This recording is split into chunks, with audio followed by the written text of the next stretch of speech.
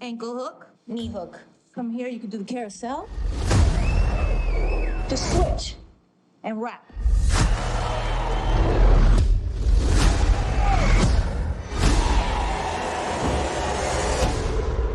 Minus 40% is 160.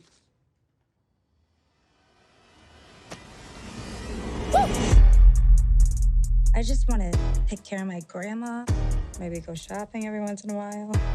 When I was a kid, I always wanted to work with animals. I was close. Shake a little ass, you get a little bag. These Wall Street guys. You see what they did to this country? They stole from everybody. Hardworking people lost everything. Hey everybody, welcome back to the LuckyDog podcast. This is your host, Elias. This podcast is sponsored by EliasRoushMedia.com, photo, video, digital media production. Today we're discussing Hustlers 2019, an American black comedy crime drama film written and directed by Lorraine Scafana, based on the New York Magazine's 2005 article, The Hustlers at Score, the ex-strippers who stole from the rich men and gave to the well themselves, by Jessica Presler. This has Constance Wu, Jennifer Lopez, Julia Stiles, Keke Palmer, Lily Reinhart, and Lizzo, among other pretty good talents in this movie. The plot follows a crew of strippers in New York City who begin to steal money by drugging stock traders and CEOs who visit their club, then running up their credit cards. So, I wanted to cover Hustlers mostly because I had heard a lot of great things about Hustlers back in, when was this released? I want to say it was in the middle of the summer, but sorry, it was middle of the fall, September. But it was produced on a $20 million budget, and it ended up grossing $157 million. And so you could definitely say it is a successful film with based on just the money it's made and the accolades it's racked up. I think that many people thought that Jennifer Lopez deserved maybe some Oscar noms or, some recognition in some way, but I do think that they got some Golden Globe love in some way, or at least nominations. And so, Hustlers, I wanted to check this out before we're finishing up the rest of the 2019 movies, but I thought this movie was pretty entertaining, and I thought it gave creative and insightful insight to, I guess, this quote-unquote real-life story. I will say a couple of the best things: the acting, the music. I thought the writing is good for the type of movie we're in. It's kind of like this female empowerment coming out. The things I did not like about the movie revolved around the way that we were supposed to interpret the characters.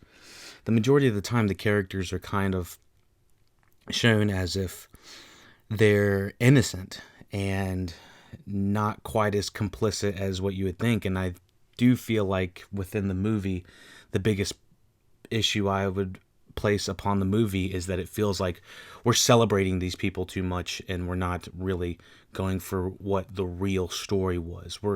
It's more of a fantasy to live through this, kind of in a way that Martin Scorsese does in a way. I know that Hustlers was kind of it was kind of geared in a way the same way like a Goodfellas is, except this is more or less like in Constance Wu's perspective, and it's all within the club system and how the strip club works and how the customers are how the customers affect the business. And so this movie does a great job setting up about why they need the money, why they think they are relatively in the right for what they're doing.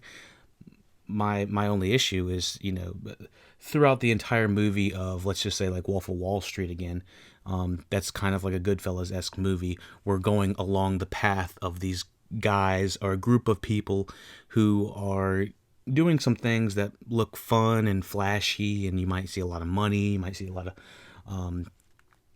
fast cars, drugs, girls, women, guys, whatever you're into. The vice of your choice is to the extreme.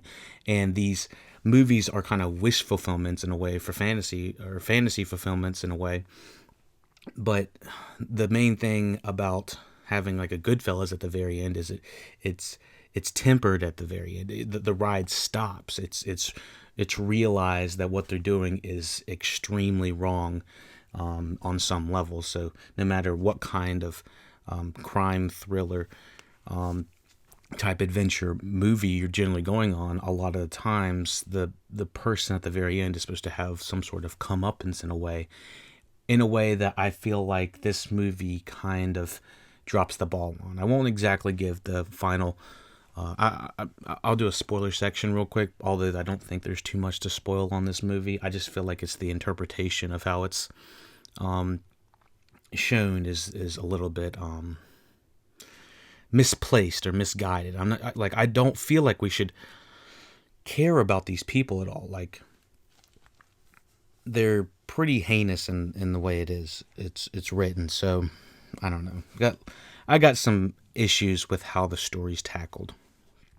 But yeah, that's basically Hustlers. There's not too much to talk about. I'd say all the performances, with the exception of Julia Stiles. Julia Stiles is just there for exposition and just to get information out of Constance Wu. And it's not really her fault. Or I don't want to say it's a fault at all. It's just a character that doesn't have anything to do but just to press questions that the audience wants to know for exposition. Let me see. So this is directed by Lorraine Scafana. She also wrote a screenplay on this as well, along with Jessica Presler, who did the magazine article. So I don't really see too much else that she's known for. Nick and Nora's Infinite Playlist screenplay, Children's Hospital episode, Ben and Kate episode, the Medler movie. So I haven't really seen too many of these movies or anything she's really been in, but she's definitely going to get a lot of credentials after Hustlers. I thought it was an entertaining movie into the world of the strip club, I guess, if that's what you want to call it. The underground strip club world, I guess. And I probably would have said it could have shaved about 10 minutes off. It was a tad long in some areas, but I think ultimately it's interesting time watching what happened. Interpretation obviously is not what I'm happy about with the finality of the story. So let me go into spoilers real quick of Hustlers. Spoilers for Hustlers coming up right now. Okay, so Hustlers, I pretty much already said it, that these strippers begin to drug their employees and start to rob them. And so it becomes quite a different movie once our main characters start taking advantage of their clients. I mean, I've been in, I'm not going to lie, I've been in a club before, so to see this happen on that scale is extremely, unsettling in a way, I guess, just to see how easy it would be for a dancer to drug you, regardless if you're a guy or girl. And I'm not saying just, strictly guys are the only ones getting dances. I've seen women, couples, whatever, everybody, whoever's getting danced on, it would be definitely stressful to see this. Now, was saying that the movie is trying to do a very good job of showing how terrible the men are in the movie. The men are absolutely like one-note individuals, if I can remember correctly. It's been a little bit since I've seen it, but I thought that the comedy within the movie definitely balances out how dark the actions they are taking among their clients. In some scenarios, it appears that some of their clients could possibly die in this. And it looks like real life, real life shit when it comes down to it. And they could, for what, at the very end is where I have the biggest problem. And it's the way that they kind of celebrate the strippers, or I don't mean the strippers. I just mean the people that committed the crimes at the very end, like it's a big dance party. I don't remember in any other Goodfellas or maybe Goodfellas kind of indulged in it a little bit, but Wolf of Wall Street, but any of these other true crime movies. I could be wrong. I just can't think of it off top of my head. Where they are indulging and celebrating and everything at the last two frames. And I think it's a little bit different if you're indulging and celebrating for robbing somebody versus if you are killing somebody, possibly drugging people, versus, stealing a car and gone in 60 seconds is completely different, and dancing at the end of that movie, not that they did, I'm just saying if they did, is completely different than if you are killing people in a movie or if you're taking advantage of people in some sort of way and then dancing at the end. It feels tonally off when it comes down to the messaging when we're trying to explain who these people are. Like, the further the movie goes, the less of a comedy it becomes, and the more real it intakes on the original story. And it's like, oh shit, what they're doing is kind of fucked up.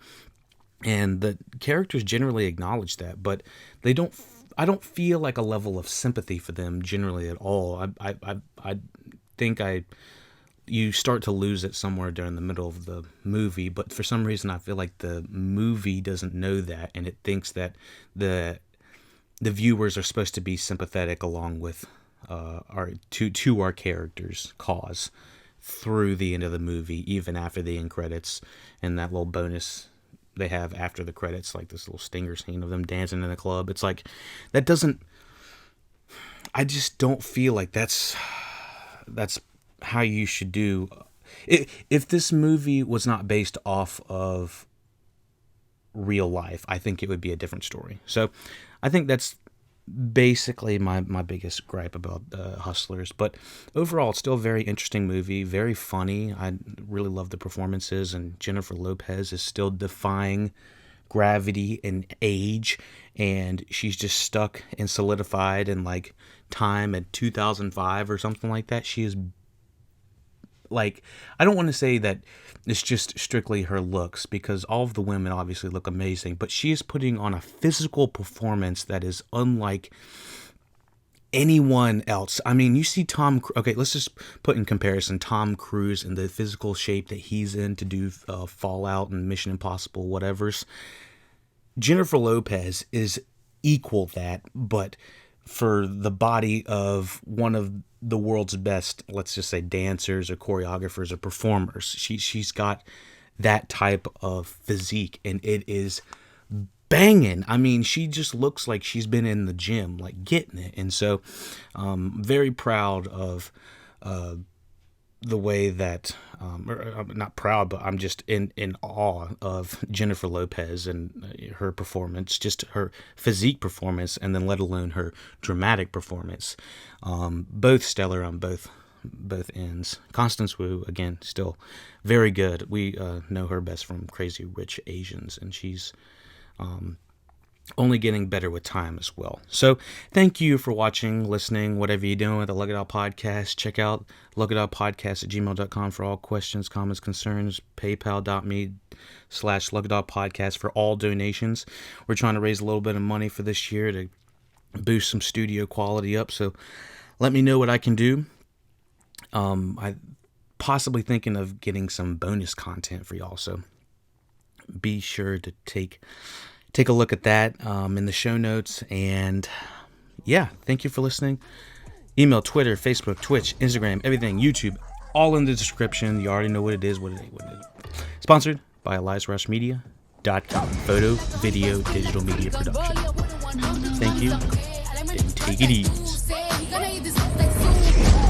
So the guy went back 3 more times.